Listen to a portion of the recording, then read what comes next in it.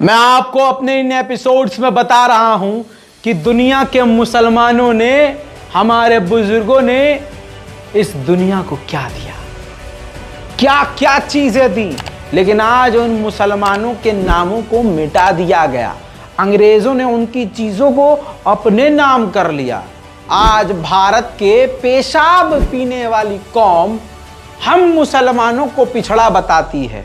आइए उनको बरनौल लगाने पर फिर एक बार इस एपिसोड में मजबूर करते हैं। जानिए इस्लाम की ताकत, मुसलमान क्या है, जानिए हमारे एपिसोड्स में। अगर हमारे इस चैनल पर नए हैं तो रज़ाग्राफी अनस्क्रिप्टेड को सब्सक्राइब कीजिए। ये चेहरा याद रखिएगा, हमेशा आपको सच दिखाएगा। इब्ने ज़ोहर कौन है? ये इब्ने ज़ोहर ये ऐसे मॉडर्न सर्जन थे, ऐसे जबरदस्त फिजिशियन थे जो कि इस्लामिक दौर में पैदा हुए थे। मेरे दोस्तों, अब अंग्रेजों का खेल समझ लीजिए। एवेंजर नाम का एक वैज्ञानिक, एक मेडिकल फिजिशियन, एवेंजर, जी हां, इब्ने ज़ोहर का नाम अंग्रेजों ने तब्दील करके एवेंजर कर दिया। अब इसी तरह से मैं आपको बता रहा हूं कि मुसलमानों के वैज्ञानिकों, डॉक्टर, आविष्कारकों का नाम बदल कर अंग्रेजों ने अपने देश में अपनी किताबों में लिखा। अब आज पढ़ने वाला मुसलमान एवेंजर, आप खुद सोचिए, अगर मैं आपको कहूं कि एक इंसान था, उसका नाम एवेंजर था, वो स्पेन में रहता था, तो आप क्या कहोगे? अंग्रेज है भाई, अंग्रेज। लेकिन मैं कहूं कि नहीं, स्पेन में रहने वाला वो एवेंजर कोई और नहीं, इब्ने ज़ोहर था। इब्ने ज़ोहर नाम अंग्रेजों से, ससुरों से बोला नहीं जाता, तो उन्होंने एवेंजर कर लिया।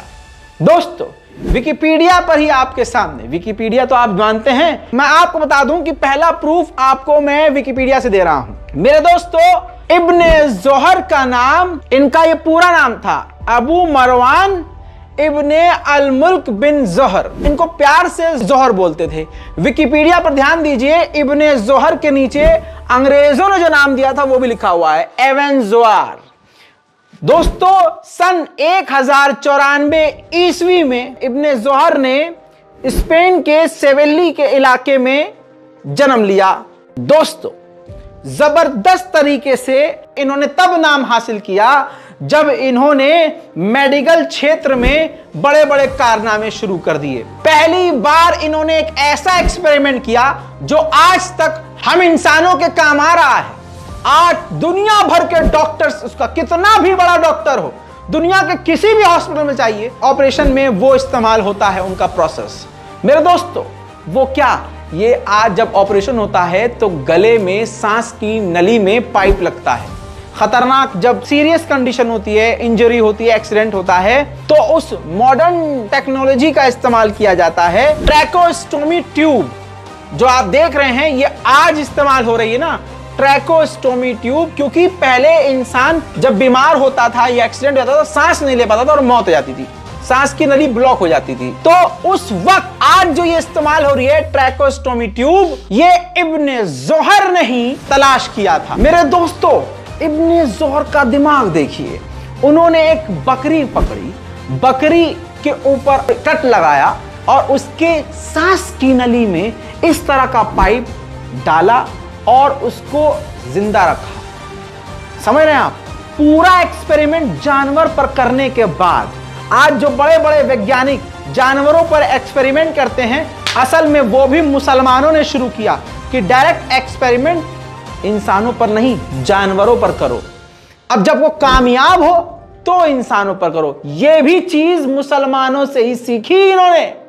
आज जो बड़े बड़े वैज्ञानिक और मेडिकल साइंस बना हुआ है, उधर मेरे दोस्तों आज भी ये इब्ने ज़ोहर की टेक्नोलॉजी इस्तेमाल की जा रही है। उनकी इजाद, सांस की नली में पाइप डालकर पेशेंट को जिंदगी देना, जिंदा रखना। उस जमाने सन 1094 ईस्वी में सोचिए, इब्ने ज़ोहर ने फेफड़ों की बीमारियों का इलाज ढूंढने के लिए भेड़ों पर भी एक्सपेरिमेंट किया, फिर इंसानों को ठीक करना शुरू किया और मॉडर्न सर्जरी और मॉडर्न इलाज पर जोर दिया। उस वक्त जो हकीम बनते थे, झोला छाप डॉक्टर बनते थे, उनका कड़ा विरोध करने वाला पहला कोई शख्स था इब्न ज़ोहर। इब्न ज़ोहर वो इंसान थे जिन्होंने कैंसर की बीमारी का पता लगाया। पहले लोगों को कैंसर होता था, इंसान मर जाता था। इब्न ज़ोहर ने बताया कि ये कैंसर है और इससे इंसान मरता है। इसका नाम, इस कैंसर का नाम उन्होंने अरबिक में अकीला रखा, जिसका मतलब है खा जाने वाला। यानी ऐसी खतरनाक बीमारी इन्होंने ढूंढी और उसका नाम अकीला रखा, यानी ऐसी बीमारी जो तुम्हें खा जाएगी। जिसके बाद फिर तो पूरे यूरोप में, पूरी दुनिया में इब्न ज़ोहर छा गए थे, क्योंकि उन्होंने कैंसर की बीमारी को कम करने के लिए, रोकने के लिए खुराक भी दुनिया वालों को बताई। साथ ही उन्होंने जो पथरी की बीमारियां होती हैं ना, पित्ता, इधर गुर्दों में जो बीमारियां होती हैं, पथरी होती है, उसके लिए भी लोगों को जागरूक किया और डाइट चार्ट बताया कि आपको ये खाना है, ये खाना है और ये नहीं खाना है, जिससे आप पथरी से बच सके। ये कब की बात हो रही है दोस्तों? आज पथरी लेके बैठे हो ना, हाँ, खानदान में, मोहल्ले में, अल्लाह ना करे आपके खानदान में किसी को बीमारी हो, लेकिन आज पथरी से हर चौथा पांचवा इंसान परेशान है।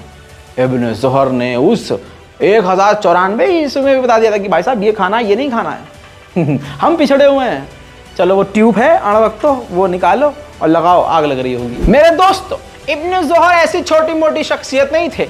ऑपरेशन कैसे करना है वो भी बताया। ऑपरेशन करने के बाद सफाई उस ऑपरेशन की जगह की कैसे करनी है वो भी बताया। और जो कुछ उन्होंने किया और बताया अपनी किताबों में लिखा, वो भी बताऊंगा। इब्न ज़ोहर के अंदर ये हुनर था, उनके माता पिता के अंदर से था। माँ बाप भी उनके मेडिकल साइंस में थे, पढ़ा लिखा खानदान था बाबा। आज मुसलमान पढ़ने लिखने में इंटरेस्ट नहीं लेता। मेरे दोस्तों, उन्होंने बहुत सारी किताब लिखी, उनमें जो एक किताब है अल तासीर, वो सबसे ज्यादा पढ़ी गई, वो फेमस हुई।